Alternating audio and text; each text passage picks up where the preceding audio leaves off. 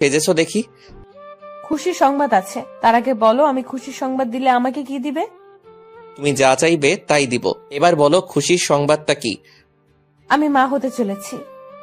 কথাটা শুনে এতটা খুশি হয়েছি বলে প্রকাশ করা যাবে না।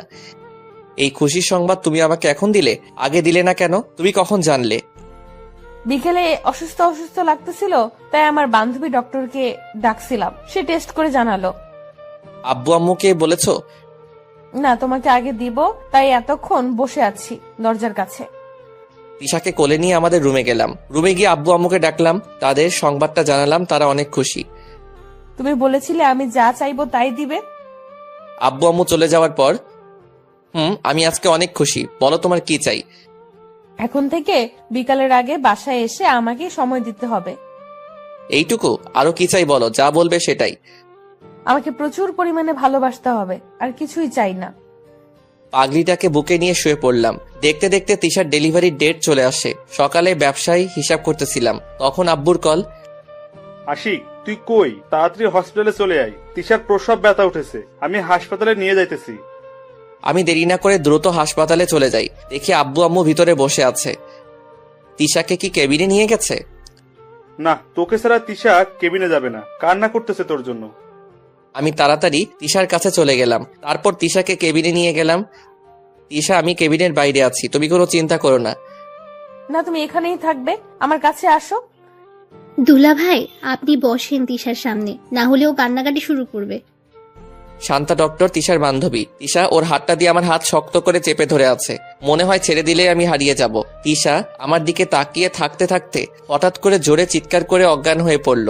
সাথে সাথে ছোট শিশুর কান্নার আওয়াজ ভেসে আসছে। শান্তা, কি হলো তিশার? ও কথা বলতেছে না কেন? কি হলো ওর? মিষ্টি খাওয়ান আপনাদের ছেলে হয়েছে, চিন্তা করবেন না দুলা ভাই, প্রসব ব্যথার কারণে অজ্ঞান হয়ে গেছে, একটু পরে জ্ঞান ফিরবে। কিছুক্ষণ পরে আব্বু আম্মু আসলো কেবিনে। আমাদের ছেলেকে কোলে নিয়ে কথা বলতেছে। আমি তিশার দিকে তাকিয়ে আছি আর মাথায় হাত বুলিয়ে দিতেছি। আব্বু বাবুটাকে আমার কোলে দিল। দেখতে একদম ওর মায়ের মতো হয়েছে। বাবুর কান্নার শব্দে তিশা চোখ খুলল। আমি তিশাকে দিলাম আমাদের সন্তানকে। দেখেছো, তোমাকে বলেছিলাম না আমাদের সন্তান ছেলে হবে? আমার কথাই ঠিক হলো। তোমার এখন কেমন লাগতেছে? ঠিক আছো তুমি? তুমি আমার পাশে থাকলে আমার কিচ্ছু হবে না, আমি ঠিক আছি। শান্তা, তিশাকে বাসায় নিয়ে যাওয়া যাবে কখন? নর্মাল ভাবেই হয়েছে, তাই কোনো সমস্যা নাই। হাসপাতালের পরিবেশ ভালো না, কাল সকালে নিয়ে যাইন দুলা ভাই। সেদিন রাতে আমি তিশার সাথে বসে আছি। এই আমাদের বাবুটার নাম রাখতে হবে না? তুমি একটা নাম রাখো। তুমি রাখো, যেটা ভালো মনে হয়। ঠিক আছে, আমাদের বাবুর নাম হবে মোহাম্মদ বিন আব্দুল্লাহ। ওয়েট, তুমি এই নাম জানলে কিভাবে? এটা তো আমি অনেক বছর আগে আমার বাবুর নাম রাখবো বলে ঠিক করে রেখেছিলাম। আমি জানি, তাই তো এটা রাখলাম। তোমার ডায়েরিতে লেখা আছে, দেখেছিলাম। পরের দিন সকালে তারা বাসায় আসলো 4 বছর পর। আব্বু আব্বু, আমাকে না আম্মু বকা দিয়েছে।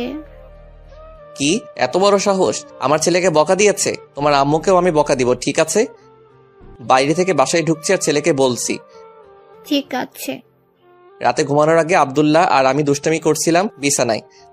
এখানে কি হইতেছে? চিল্লাচিল্লি কেন?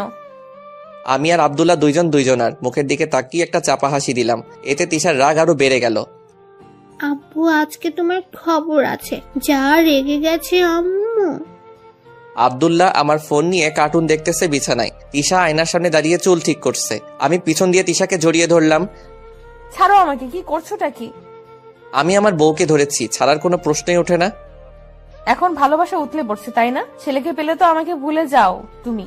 সব ভালোবাসা ছেলেকেই দেয়, আমাকে দেয় না। ওলে বাবালে, আমার পাগলিটা রাগ করেছে। আসো একটু আদর করে দেই। এই ছাড়ো, বাবু আছে তো এখানে, চলো ঘুমাবে এখন, আসো।